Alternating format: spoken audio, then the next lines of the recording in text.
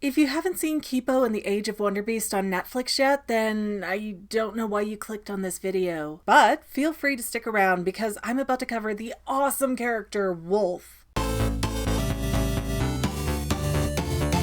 Hey friends and family members, this is the Fangirl, I'm Megan, and I am so in love! Here I was, just minding my own business, scrolling through the Roku, when Netflix very prominently recommended that I watch Kipo and the Age of Wonderbeasts. And I was hooked just instantly. Now, this series has so many different things going on that I'm not going to recap much because I want you non-seers to go watch it for yourselves! But the gist is that we're in the year 2200-ish, and this pink-haired girl named Kipo gets washed out of her underground home to the surface world. And it's like Chernobyl out there, except all the animals have mutated into these weird humanoid or just gigantic monsters. I know if you're like me, you've gotten so sick of The Walking Dead and the whole post-apocalyptic thing, but I found Kipo and the Age of Wonderbeasts to be really a fresh take on the aftermath of the end of societies. Kipo not only makes some allies on the surface, but she also meets a bunch of friends and foes that you really wouldn't expect to see. I live and die for timber cats now. But Kipo's ultimate goal is to find her father and whatever might be left of her old life. But when you look at the landscape and the animals and the different characters, I mean, it's so expansive and immersive that it just sucks you right in. And while I really wanted to do a theory about Kipo herself, I also really have to give you guys a chance to finish the series if you haven't yet. So, since you guys seem to really like the character case studies I've been doing, I decided to do one on my favorite character, Wolf. And I'll also be speculating some more on her backstory, so spoilers ahead! What I love about Wolf is that she's so young and fierce, and I had no idea that she was a she, because her appearance and the first impressions you get of her, they all seem very kind of masculine. But I also think that that's a fantastic way to go, because what better way to redefine femininity than to show people that, hey, there's more than one way to be a girl? And unlike most other forms in the media where somebody looks like a boy because it's safer to travel that way or some such nonsense, Wolf is just a girl who isn't frilly and dainty, and I respect/relate to that. So what do we know about Wolf? Well, she's very proud that she killed this scorpion-like creature and uses its tail as a weapon, and it can still poison people, so it's kind of a fantastic weapon. And Wolf spent over a year being raised by mute wolves, which in context of this series, it doesn't mean that the wolves are silent, it's that they have mutated into this very human-esque form. So the mute wolves are walking on two legs, wearing clothes, stuff like that. Then, when her adopted wolf family betrayed her, Wolf the human went out into the surface world all alone and never trusted anyone again.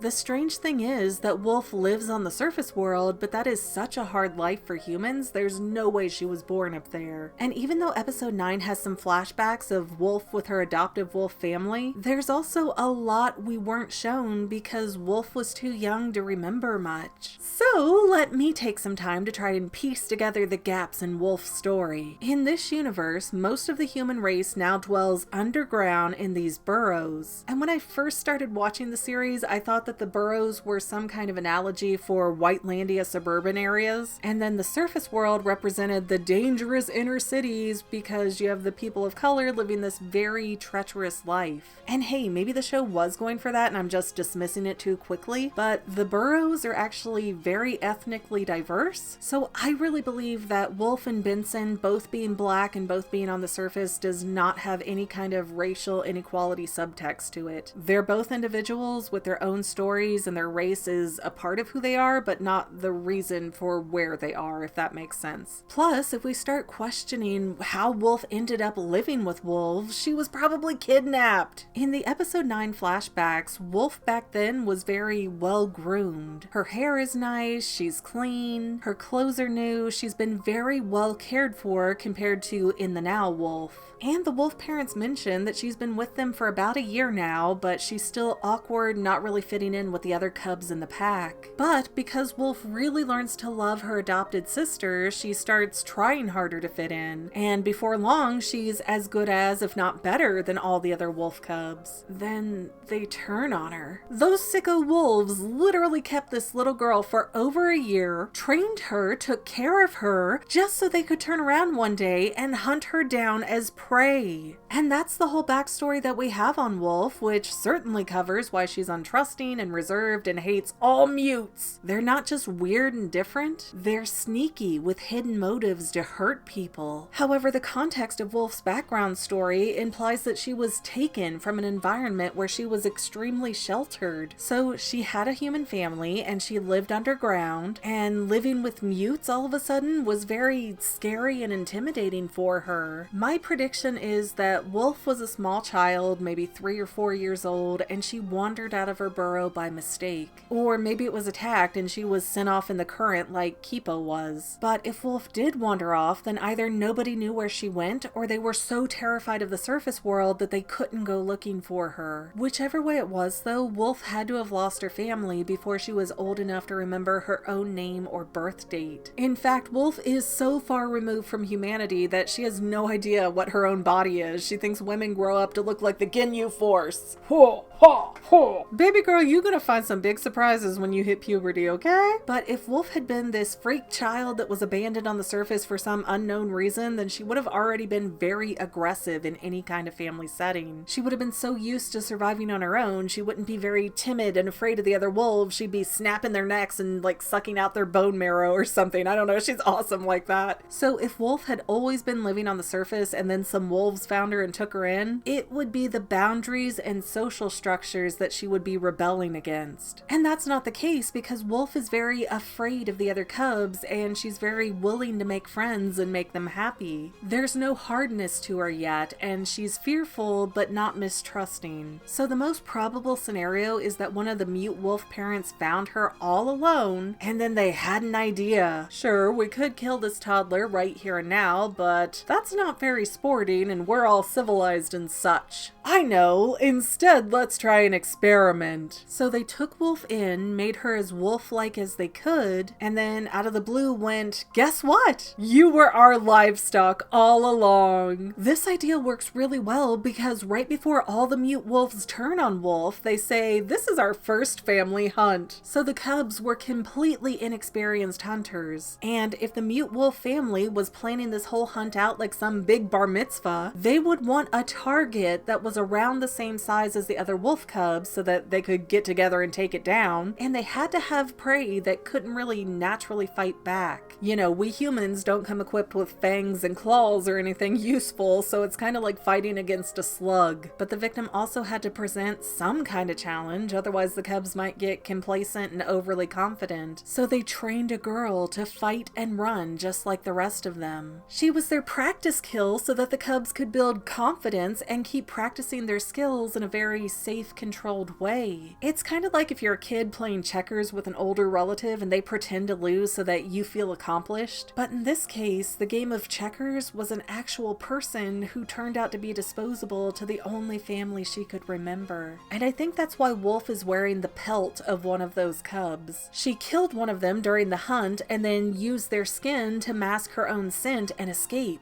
Then she kept the pelt as a hoodie, not for survival reasons because there's clothing shops everywhere with stuff still fully stocked in them. No. Wolf keeps that wolf head on to remind her not to trust anyone. I mean, Wolf could have escaped and then found a new family or worked her way underground to find one of the burrows and be safe, but she doesn't because the mute wolf experience was so overwhelmingly traumatic for her that she is resolved to live as a hermit rather than accidentally trust the wrong people again. Now enter Kipo, who Wolf only bonds with because she's also another human who doesn't know how to function on the surface, just like Wolf used to be. And Kipo and Wolf end up getting along fantastically, but Wolf doesn't want to go to a burrow with Kipo to live the rest of her life in safety. Oh no! Because for Wolf, no community setting is safe. They're all tricks or traps. Then Kipo turns out to be more than human, and that's really horrific for Wolf. She's not even sure that she can trust people again yet, let alone those devious mutes. And I have to say that I cannot wait to see what happens with Wolf's character in season 2 and beyond. So if you haven't yet, go watch Kipo and the Age of Wonderbeasts on Netflix. It is frickin-tastic. I'd really love to explore more ideas from that show soon, but I really don't want to if you guys aren't into it, so get into it, please! It might not be reality, but theories are more fun.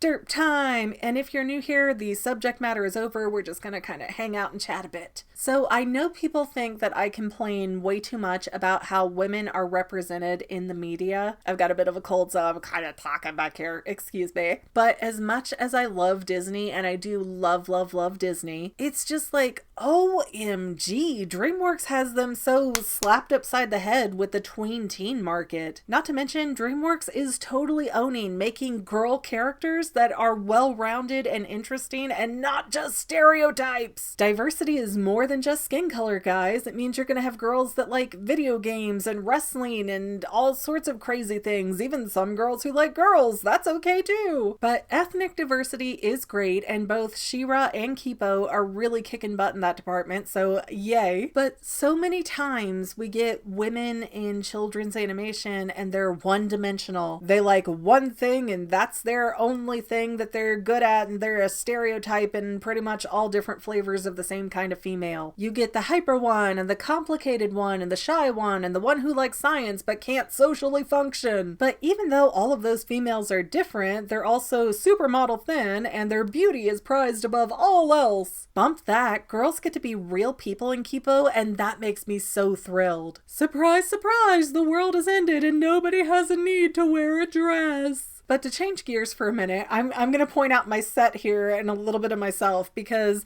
this is how dedicated I am to my content. The last time I filmed over here, this space was pretty cleared out, but bit by bit, stuff always gets piled on my desk. I'll be like, clean the kitchen, and suddenly every random item from the kitchen ends up on my desk. I'm like, where did you think that this was supposed to go? Because it's not here. Not one other person in this house will put anything away. They just stack it up over here. I've had to make a family-wide rule of, if you think something goes in my office, it doesn't. But this is still what I get. Savages. Then, as you have no doubt noticed, my hair looks a total fright today. I have recorded so many videos that I've still got a huge backlog to edit through. So I haven't been filming in like 3.5 weeks, which means I've got all of these roots creeping in, and my wild hair dye now looks like it was colored by a sun-washed bumper sticker. And it really made me feel like I shouldn't film this. I shouldn't even try to record, because I want to get ahead of the curve for Kipo before everybody else is talking about it. But I don't want to look like crap while I'm doing it, and I don't have time to, fix things up. Life is hectic, okay? But you know what? Obviously, I decided I was going to record anyways because, one, I don't really feel the need to be fake for all you guys. I mean, yeah, my theories and such are scripted because I forget what I want to say if I don't write it all down perfectly, but I'm a person, and very often a lazy person with an extreme amount of flaws. You guys get to have me warts and all, as the expression goes. Again, this is not a wart. This is a mole that I've had since I was like 3. It does not move, it lives here. But I always try to preach that there is no one kind of being perfect, especially not for women. So if that means that I'm a mess, or I have a mess every so often, then that's what it is. No one should have to feel the pressure to be perfect all the time. What I have to say should matter more than what I look like when I say it. And 2, between my desk and my hair, this is all very thematic for Kipo anyways. My personal housekeeping style is post-apocalyptic theme, and I'm rocking it, okay? And if there had been a surface-dwelling white girl in Kipo, she would have had hair like this, alright? I am a future character just waiting to be developed. And with that, I am going to say thank you for watching. Oh my gosh, why did you watch to the end of this? I'm so much a garbage person. And I'll see you next time, family members. But I also think that that's a great way to go, because how better to redefine femininity? But I also think that that's an excellent way to go, because how better of a way to redefine femininity. And hey, maybe the show was going for that.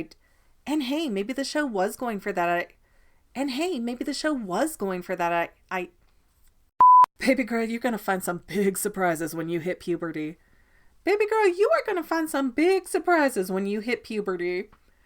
Baby girl, you're gonna find some big surprises when you hit puberty. Puberty. Baby girl, you're gonna find some big surprises when you hit puberty. Well, family members, we're almost done, but I want to invite you to hang out with me in some other places. I'm on Twitter and Instagram as my own personal self, and I have a Facebook page too, but I mostly just post photos over there. And sometimes people say, "Hey McGann, I want to mail you something. How do I do that?" Easy. Just click the About tab on my channel page, and my most current P.O. Box info will be right there. I also run another channel, The Family. It's really a hodgepodge channel where we might post anything. Oh yeah, and I also sell shirts and stickers and stuff with the Family and the Fangirl logos. If that is your cup of tea, I have a link in every description of every video. Finally, if you want to help out the Fangirl channel and make sure I'm putting out video essays for years to come, the best way you can help is by subscribing and watching more of my videos, whether they're new, old, whatever. Maybe even share one or two on social media, help spread the word. People who watch to the end of videos like you helps to tell the site, hey, this is a good video, we should recommend it to other people. So if you made it this far, leave me a comment of something like, hey, I made it to the end. Love ya. See you next time, family members. Bye.